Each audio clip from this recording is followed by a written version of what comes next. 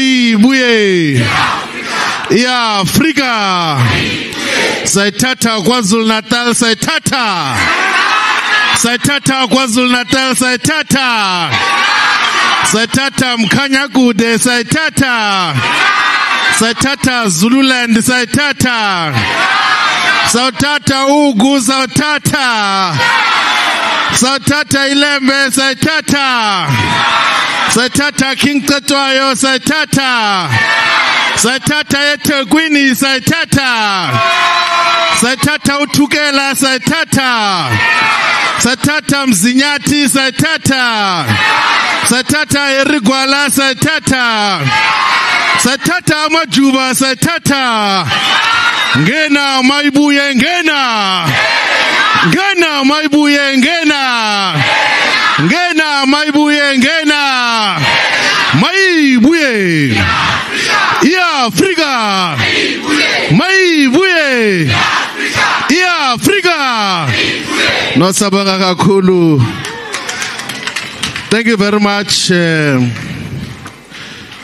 comrades, and thanks to the head of presidency for facilitating and otherwise very useful inputs that came from all of us. I want to appreciate the overwhelming mandate that we're getting from the province of KwaZulu Natal. It demonstrates that Mayibuye movement is truly a people's movement that is going to have expression and existence in all corners of South Africa. Now, comrades, I think all of us are in consensus that we're going to form Africa Mayibuye movement as a political movement and register a political party that will be different from all other political parties. And want to assure the comrades that the nature and character of the members and volunteers of Mayibuye will be qualitatively better than any volunteer or member of any other organization. Because we are going to conduct from the beginning proper and thorough political education to empower our members properly, because we appreciate and associate with what Thomas Sankara said, that a soldier without proper political and ideological training is a potential criminal. That is why we have a lot of political formations that are led by potential criminals or by de facto criminals, because they do not have political consciousness. They do not have an understanding of what becomes the role of activists and leaders of society. So the members and volunteers of Mayibuye will be the best of the best in all the communities. So the immediate task from those that are leading here at the provincial level, we should finalize the identification of regional structures in all the regions and sub-regional structures and ward leaders. We identify them now as conveners, coordinators, but when we later on convert the organization into a political movement and party, those that would have volunteered to play a role in this intervening period are going to be converted into leadership structures at regional, sub-regional, and ward levels. And when we start preparing for local government elections, we're going to constitute VD-based structures. Here in the province of KwaZulu Natal, we've got 4,991 voting districts. So that means that when we prepare for local government elections, Mayibuye must be existing in all the VDs in all the 901 wards and must field credible ward candidates in all the wards of KwaZulu-Natal to contest to win elections.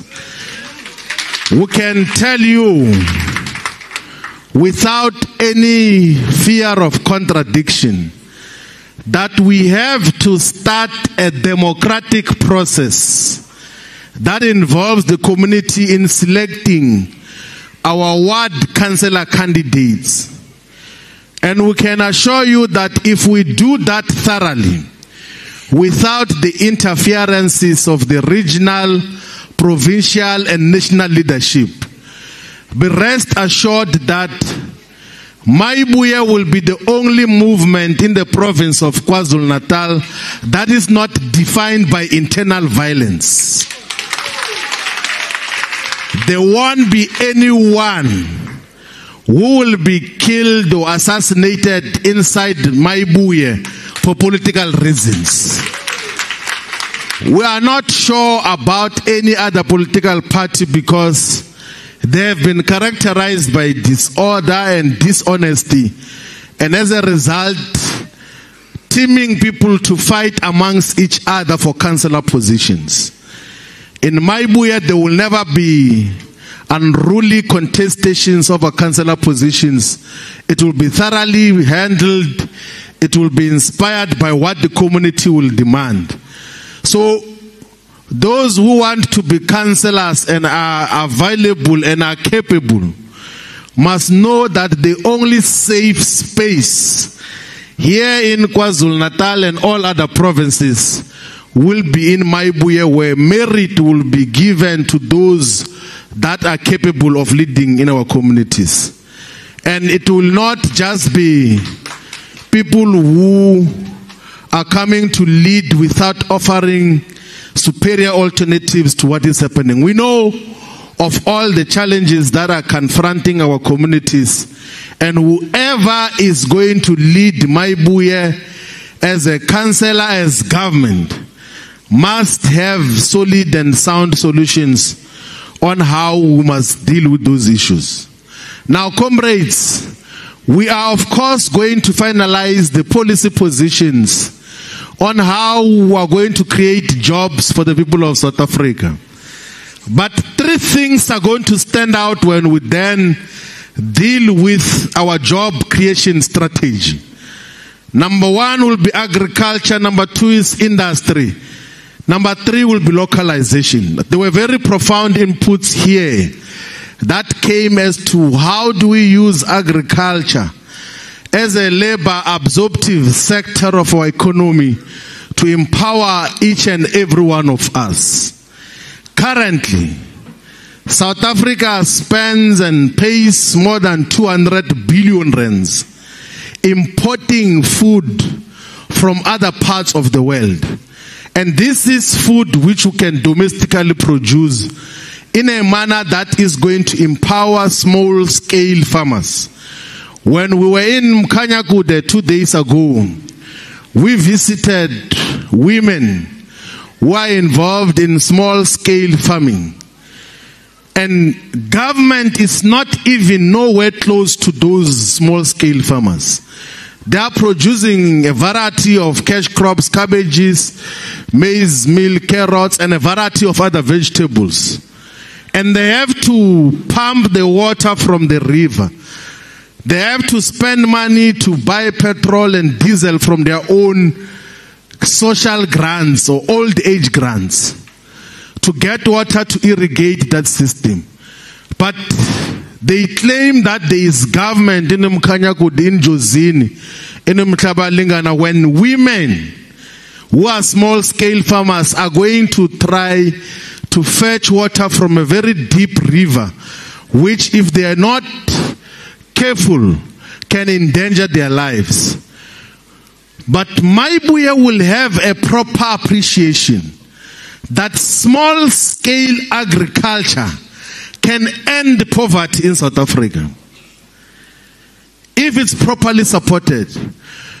Despite, comrades, all these things that they say about the historical development of the People's Republic of China, the foundation of its rapid development and poverty eradication that took more than 800 million out of poverty was a proper management of small-scale farming in the beginning.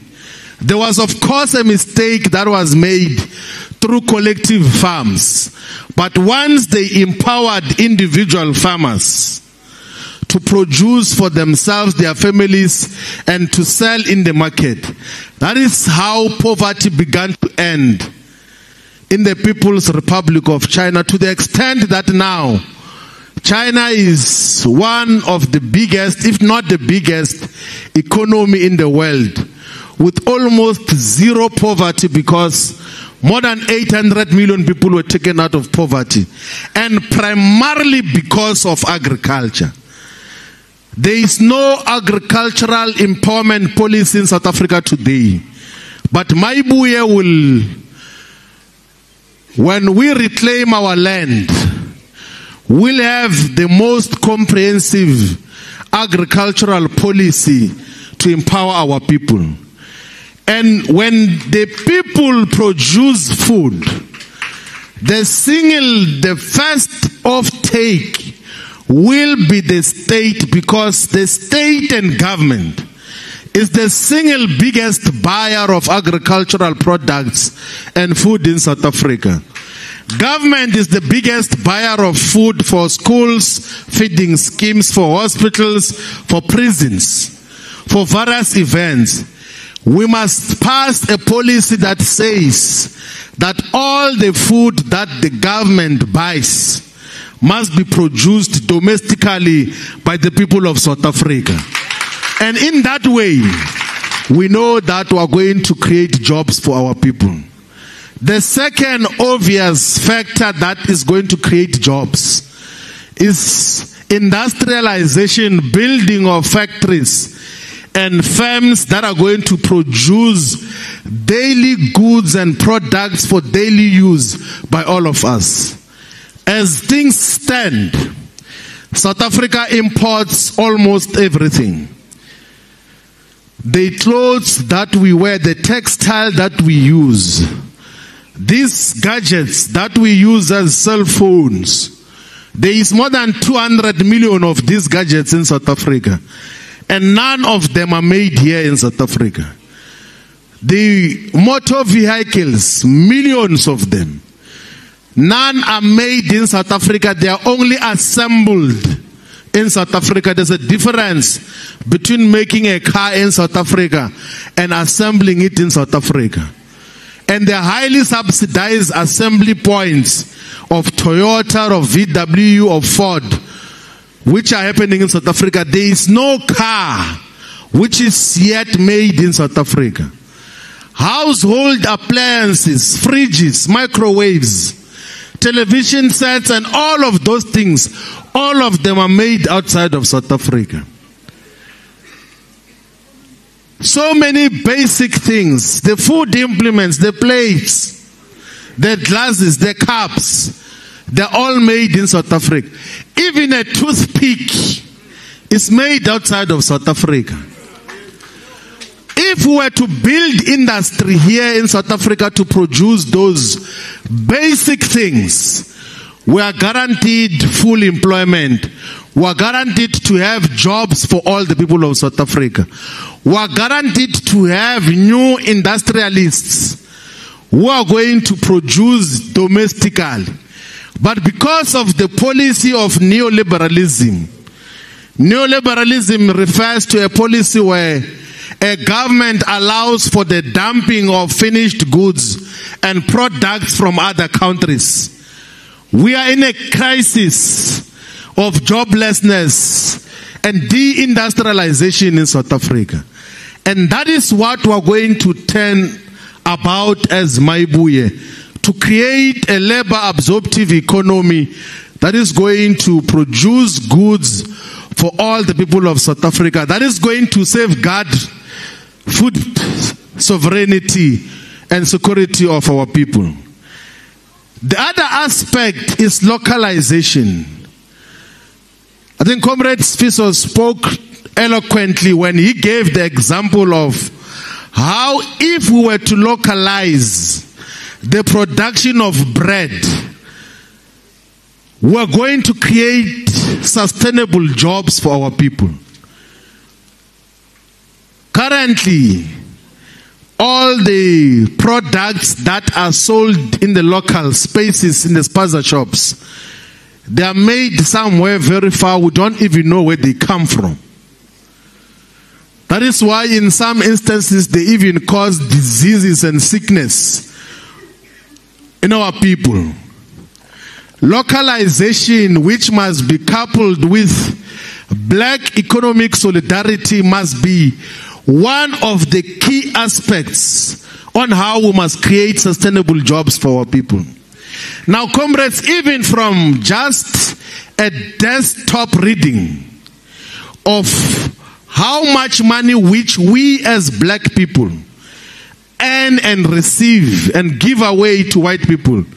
So if you were to combine the wages of public servants, of black people in private industry, the recipients of social grants, black people as a whole have got access in their disposal of more than 1.5 trillion rands every year.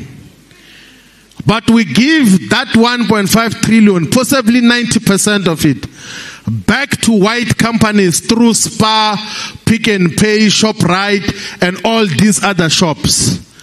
And we give about 200 billion in that to the foreign-owned spaza shops of people from Pakistan and elsewhere. If out of that 1.5 trillion we were to circulate amongst ourselves, even if it were to circulate a third of it, 500 billion, the living conditions of black people was going to improve far much more rapidly than it ever would have under the current circumstances. But now, black people in South Africa take pride and joy in going to buy overpriced basic products from Woolworth. They skip and leave our mothers who are selling tomatoes. And then they go and buy one tomato for 15 rand, 50 rand in Woolworth, which is not different from the one that is being sold on the street.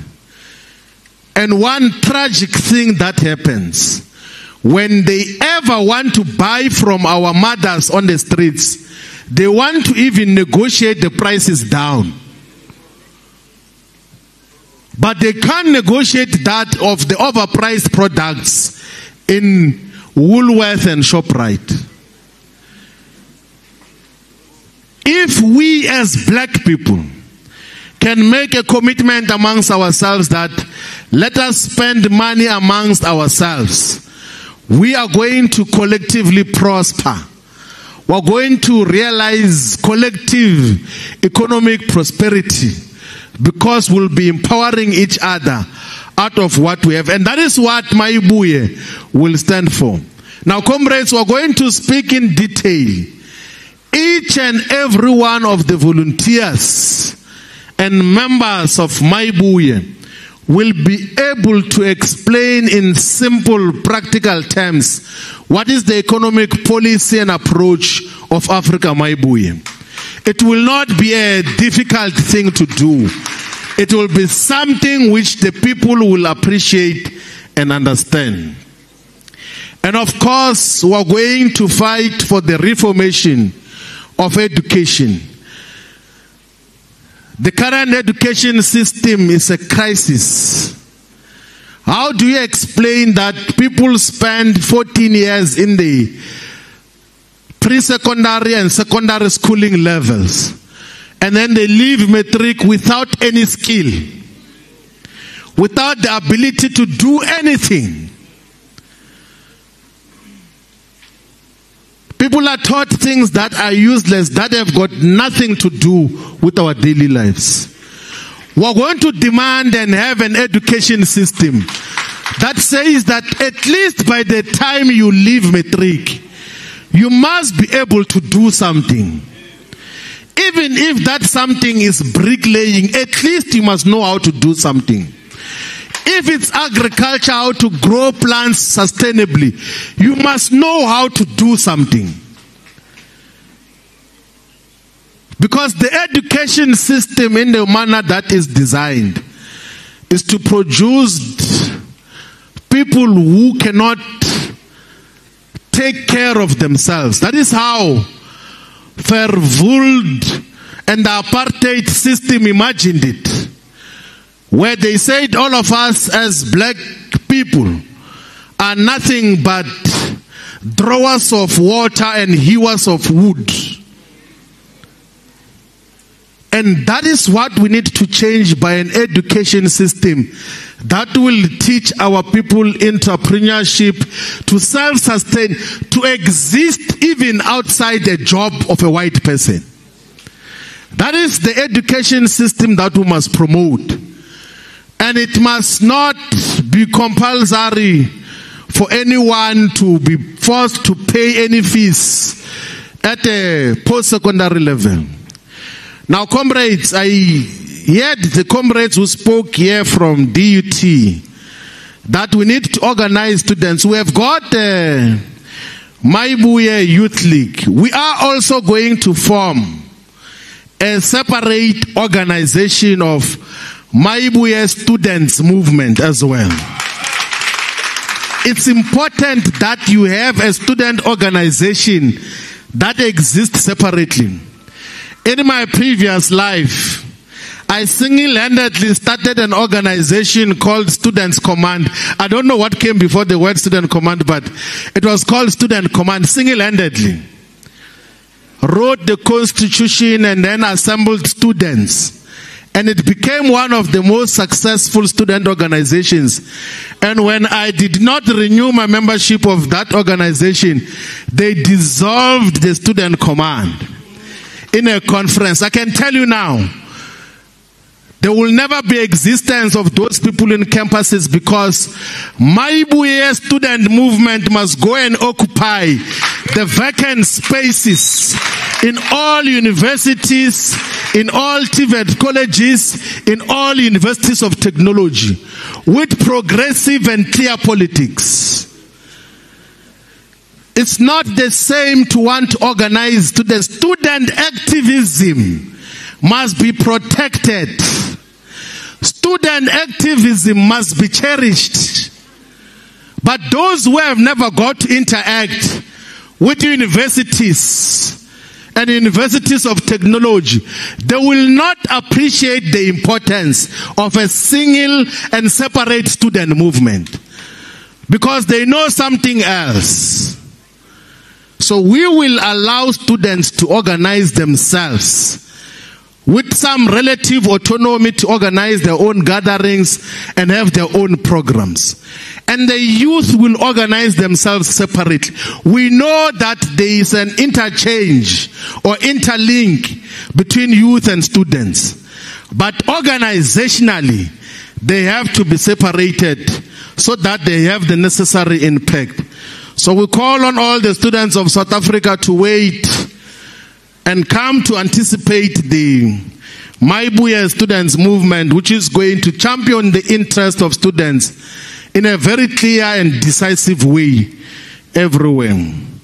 Now, comrades, we appreciate all the inputs that have come from here. And we call on all of us that without any waste of time, let us constitute ourselves into viable structures from ward level, sub-regional level, and regional level. And those who are available for leadership must be honest with what they are available for. You can't say you want to lead at a regional level when you are not ready to lead at a regional level. You must rather be available for leadership at sub-regional level. And if you think that a sub-region is too huge as well, volunteer to lead at the ward level. If the ward or the sub-region is too big, is the ward. If the ward is too huge, volunteer to lead at the VD level. And we'll still appreciate your contribution. If the VD is too huge for you, you can be the street coordinator of Mayibuye as well. If you think that the street is too long, you can volunteer at home and persuade the children there and the grannies and the relatives. We will still appreciate that contribution. But let all of us be available to coordinate the work of the movement. If we go on the ground and talk to our people with respect every day, we are going to be a formidable force. And one thing that we must understand as volunteers and ground forces of Mayibuye is that Africa Mayibuye movement is not a breakaway of Mkhonto Wesizwe. It's not a breakaway of the EFF. It's not a breakaway of the ANC. It's an organization that exists by itself and is going to be bigger than Mkhonto Wesizwe, will be bigger than the EFF, will be bigger than the ANC. So none of us must treat this organization as if it's a breakaway of those otherwise very small organizations. We are a movement that we must appreciate, so don't ever get worried if there are no MK people who are coming to Mayibuye. We know they've come in huge numbers, and we welcome all members of MK, of EFF, of ANC, of DA. But we are not a breakaway of any of those small organizations. We are an organization by ourselves. And come elections, we are going to demonstrate both quantitatively and qualitatively that we are above those organizations. We're going to demonstrate to the people of South Africa that we are what this country has been waiting for. We are a movement of the people that is honest, that is trustworthy, that can be trusted by the people. We are not going to get involved in wrongdoing and corruption. We are not going to disappear when we are elected in government. We are going to be in touch with the people. Now, thank you very much, comrades, for the views and the inputs that have come here. Amanda! Mayibuye! Yeah, Africa! Sabonga kakhulu.